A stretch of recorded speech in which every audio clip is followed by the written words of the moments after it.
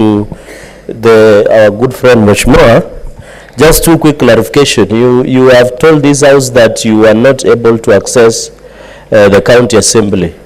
Did you report to any police station, or do you have evidence to that effect, including the phone calls? If you can table. Finally, I can see your signature is number 59, and in standing order 65.5, the Meru County Assembly standing orders is specific on what you are signing. So, and you have alluded that a number of people were given inducement to, through you, Mr. Speaker, to support this impeachment motion.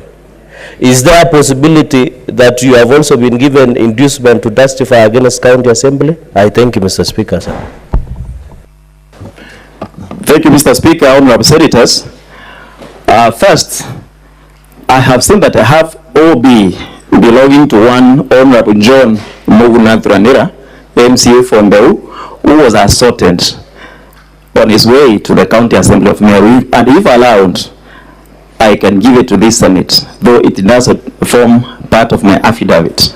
Number two, when I talk about inducements to sign, Mr. Speaker, I know exactly what I mean, and everybody who signs was induced to do so, either through promises that one fund will be increased, or through some other promises, sweet promises, in order for the members to sign.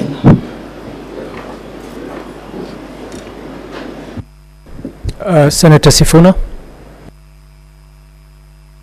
And honorable senators, we only had 5 minutes for clarification. I think the Senator Sifuna will probably be the last question we take.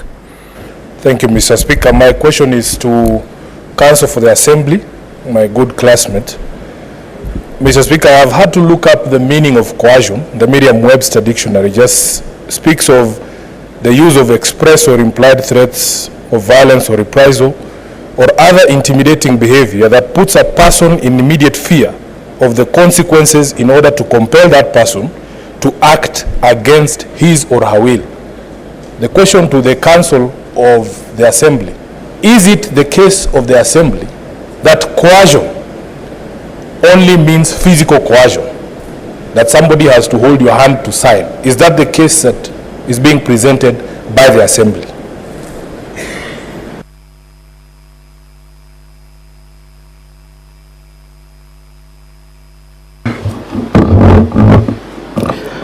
Mr. Speaker, under the law, coercion is not limited to physical intimidation and physical threats. It is as broad as the Honorable Senator suggests. Our case as the Assembly is that there is no shred of evidence of coercion. And anyone who makes such a claim must tell you, the least they can do is to tell you who coerced them, what was the specific threat, and how and why that threat induced them, as a matter of fact, from behaving in a manner that is inconsistent with how they would have behaved. And as we speak on the record, we don't know who, we don't know when, there is no evidence, it's just an allegation, and alleging is the easier thing to do. I can allege anything, Mr. Speaker.